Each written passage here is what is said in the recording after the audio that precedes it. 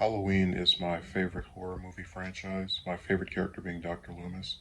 My second favorite character is Jamie Lloyd. What's interesting about the two of them is that while Loomis has a very prevalent legacy throughout the series, which includes being mentioned in films that he doesn't physically appear in, Jamie has gone from being the main character to being wiped out of existence twice to where you might as well forget she even existed. I thought we'd look back on her character and what makes her so interesting to me personally, and some of the ways in which the franchise has disrespected her. I'm also going to give various ideas for how movies that didn't feature Jamie could have implemented her if they wanted to. Halloween 4 introduced Jamie as the child niece of Michael Myers and followed his pursuit of her and Dr. Loomis's attempts to stop it.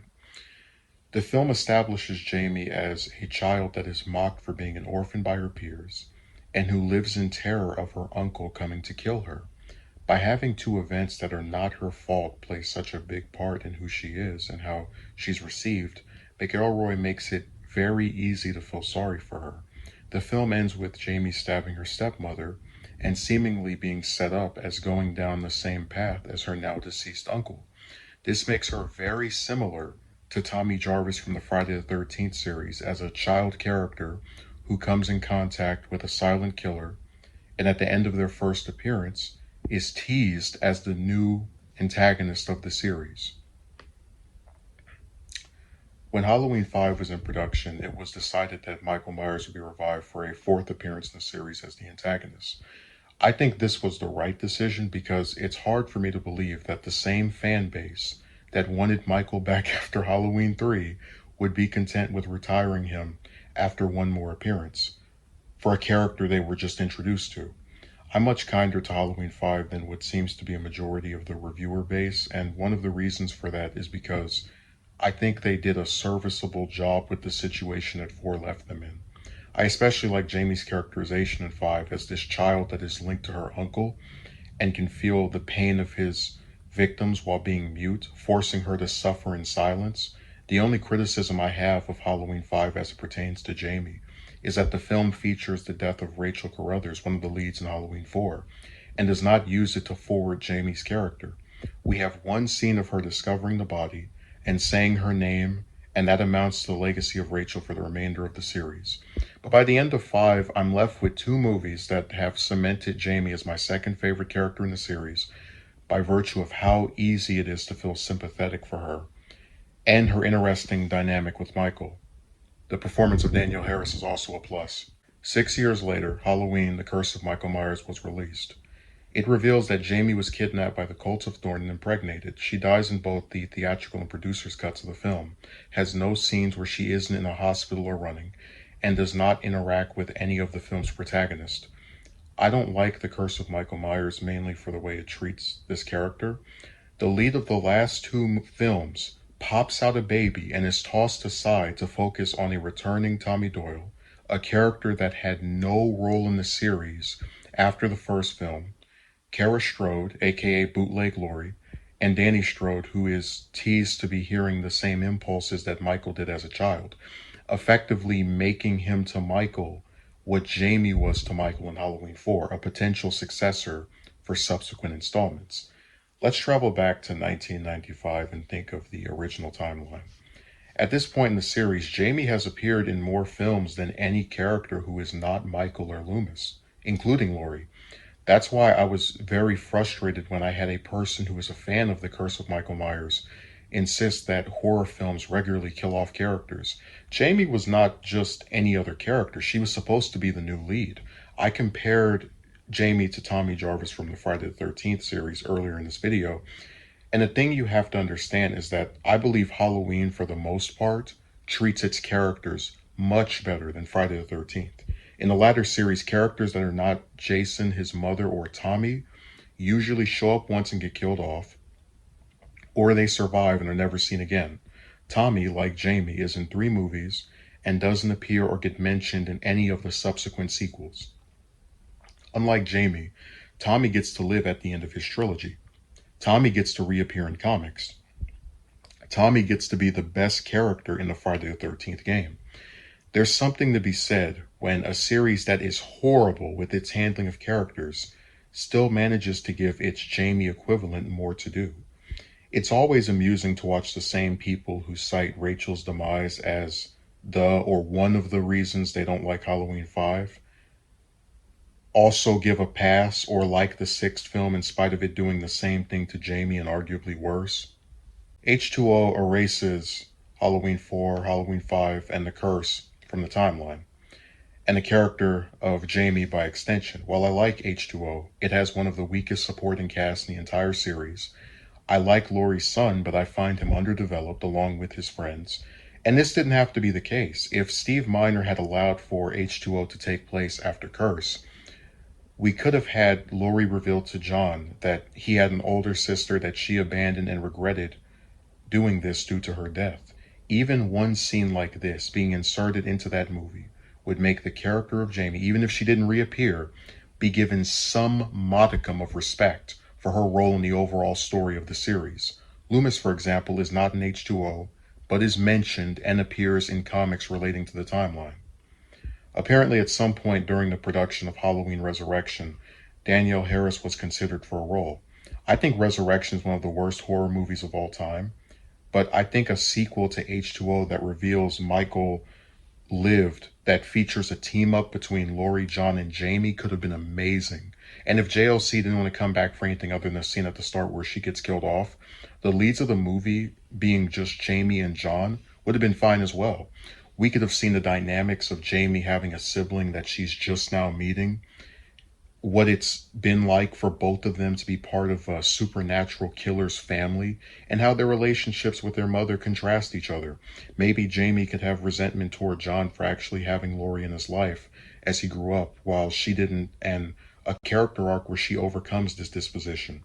I'd also like to see Jaime interact with Molly, John's girlfriend from H2O, and one of the few survivors from that film, as one of the issues I had with H2O, and Laurie supposedly being very protective of her son, was that we never saw anything about her opinion on who he was dating. I take this idea over the trash that is Resurrection any day. Rod Rosenthal, the director of Halloween 2 that came back to direct Resurrection, could have declared that H4 by itself, or that film along with H5, was canon to the H2O timeline, and this was a new version of Jaime. Remember, Halloween, like other horror movie franchises, shuffled through directors with each installment until the 2018 trilogy. I'm sure Curse of Michael Myers was made with the intent of the seventh movie being a follow-up, but that didn't happen because the following director decided to make a new timeline, so the director after that one, Rosenthal, could have retconned the seventh movie to being in continuity with most or all of its predecessors. Halloween 2018 at one point featured Jaime as Laurie's daughter before her name was changed to Karen. This would have been the first time we saw Laurie and Jaime together. I find the direction they went down very frustrating because I think it would have been a great opportunity for Danielle Harris to play an older version of Jaime who has a mother that while in her life was preoccupied with stopping a killer and trained her to do so as well. I really wish we could get one movie that has both Jamie Lee Curtis and Danielle Harris, but since it looks like Curtis is retiring from the series after Halloween ends, this will probably never come to pass.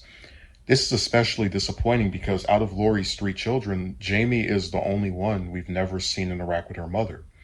You had someone who said that having Jaime in the 2018 timeline would mean a completely new iteration of the character with another history of the one from Halloween 4, and that people might be upset over this. I think fans who understand that the series has multiple timelines would accept that Halloween 4 can't be used because it explicitly confirms Jaime as Michael's niece, and by extension Laurie as Michael's sister, and would be fine with just seeing Harris play the character again. Laurie from 2018 is not the same one as the H2O version, but nobody cares because they like seeing Jamie Lee Curtis play the character again. I started writing this script before Halloween Kills came out, a movie that I liked but I had some issues with, one of them being the subplot of the fake Michael at the hospital that I thought just made the residents of Haddonfield look incompetent and unlikable.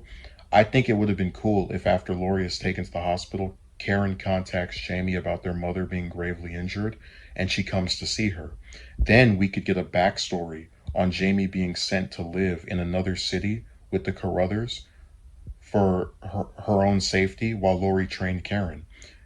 We could also get a contrast between Karen and Jaime, as the former is less inclined to believe her mother while the latter is.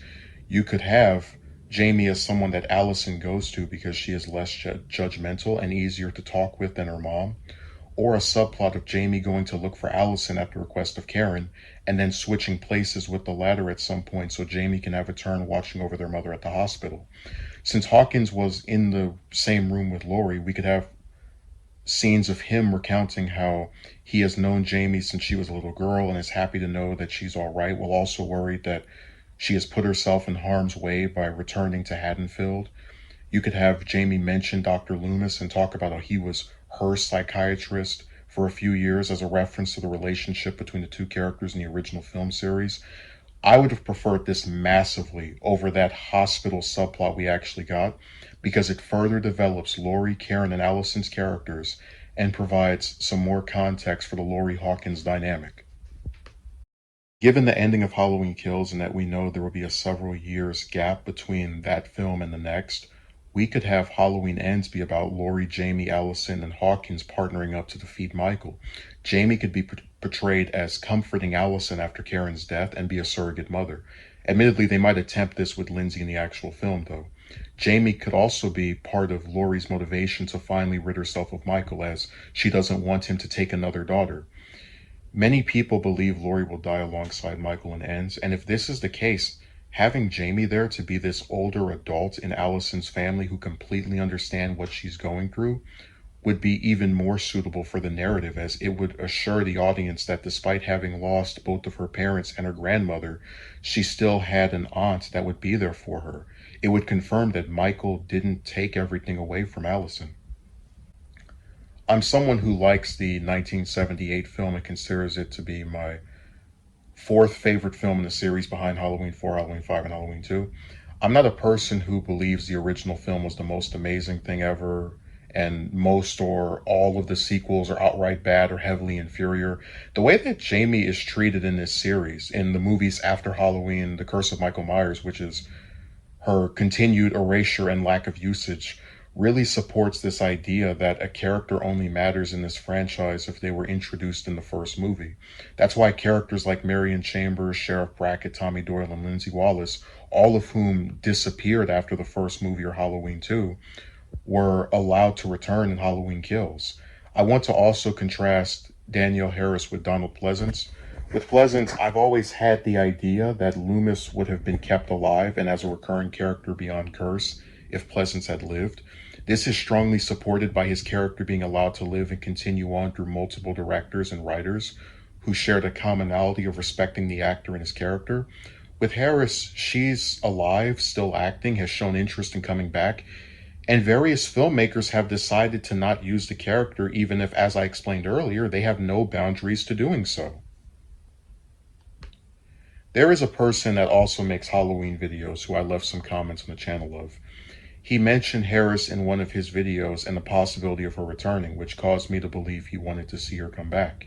In my comment, I stated my support for her coming back as Jaime in a sequel to either Halloween 4 or Halloween 5. His response was, "I think that ship has sailed. I like her and all, but it's time to give new stars a chance." This comment upset me for a few reasons, one of them being that he imposes a time limit on how long it can be before someone isn't allowed to reprise their role.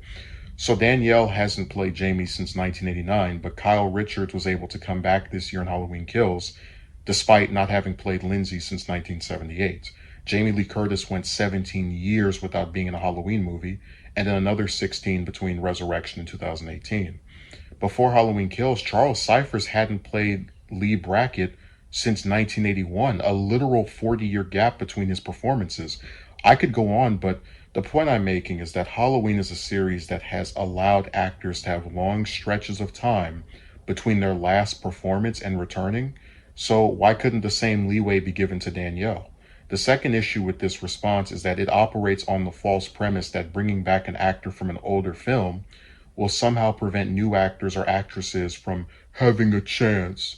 Halloween 2018 has a mostly new cast with the exception of series veteran Jamie Lee Curtis being thrown in, And multiple new people from that film, including Will Patton and Andy Matichak, were still able to give performances that people liked. JLC being there doesn't stop them from getting recognition. I guess the real issue here is that I try to be consistent. So while I'm not a fan of The Curse of Michael Myers or Resurrection, they're the only two movies in the series I don't like, I would not be opposed to a single actor from either of those movies coming back. If they wanted to bring back Paul Rudd, Marion Hagen, or Busta Rhymes, I'd be fine with it because they are actors who are featured in films that have fans and who want to see those characters again. I wouldn't put up a weird time limit on how long they had to come back or pretend them being there prevents other new people from having a chance. I would actually find it refreshing if they used older actors because many horror series tend to have an almost completely different cast with each new installment, and Halloween has been no exception. Out of the first three Halloween movies with Michael in them, Halloween, Halloween 2, and Halloween 4, the only actor involved with all of them was Pleasance. The same goes for Nightmare on Elm Street with Robert Englund. You have four actors come back from Halloween 4 to Halloween 5, and then only one actor from Halloween 5, again Pleasance, came back for the next installment. In the H2O timeline, the only actor in all four entries is Jamie Lee Curtis. It's going to be the same thing after Halloween Kills comes out. I just can't imagine that if there's a Halloween 4 or Halloween 5 sequel that brings back Danielle and maybe Ellie Cornell, how one or two returning actors with an otherwise entirely new cast would not allow for those new actors to have a chance. Another YouTuber, who I'm not naming because smaller channels always get accused of trying to get views off of riffing on bigger ones, made a video about the possibility of Jamie returning once Halloween Ends is released. He argued that Jamie had a cult fan base, which meant that having her as the lead for a movie would be a risk because only a niche part of their audience would be satisfied, and that he doubted Danielle could bring in JLC numbers. I found this hilarious because the actual star of the Halloween franchise is Michael Myers. I don't know anyone personally who was excited to see the new Halloween movies because Jamie Lee Curtis was returning. I saw plenty of people who just wanted more Michael.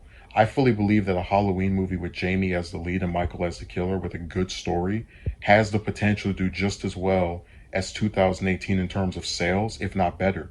In the comments section of this video, there were several comments expressing distaste at bringing her back.